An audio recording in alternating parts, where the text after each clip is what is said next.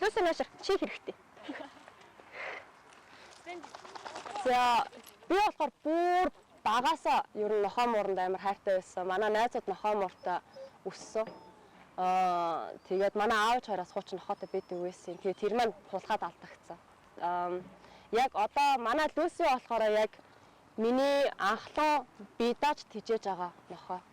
Одоо битээр тэгээд 3 жил болж байгаа. Лүси болохоор манай хамаатны банд анх Доберман айгу гоё нохоо гэд авчирсан. Гэхдээ тэгээд нөгөө яг ингээ асуугаад тодруулаад цаашаа ингээ авшруулахад бол ямар ч тийм нохооны мэдлэг байхгүй. Нохоо тижээн гэдэг одоо ямар хариуцлага байдгийг мэдэхгүй. Дээрээс нь үйлдвэрийнхаа нөгөө нэг онцлог, зан характерыг нь мэдэхгүй. Энд чинь бас нөгөө нэг жаахан юуны ажлын үйлдвэрийн нохоо учраас жаахан тийм догшин характер өндөртэй нохоо. Тэгэнгүүт тэрийг нөгөө нэг зөв сургаж дарж чаддаг байх хэрэгтэй байдаг байхгүй юу? Тэгээд одоо 3 жил болж чинь доо. Ноцолдоод. Ер нь ингээд альдан тижээхийн хамгийн сайхан зүйл нь байдаг юм бэ? Хамгийн сайхан зүйл нь юу яжсэн. Лүси болохоор хамгийн би Лүсид байгаад амар хайртай гэдэг болохоор манай ээж айгу өнгөрөөд удаагүй байжсэн байхгүй. Тэгэхэд би айгу сэтгэл санааны маш хүнд цохилт болоод тэр үед бол тэгээд би хүн амьтантай уулзах дурггүй.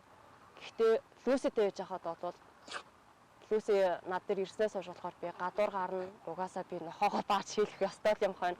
Гадуур гарна. Тэгэнгүүт Лүси надаас ямар ч зүйл асуухгүйгээр, нэхгүйгээр миний энергийг мэдрээд яг миний хажууд байгаад байдаг.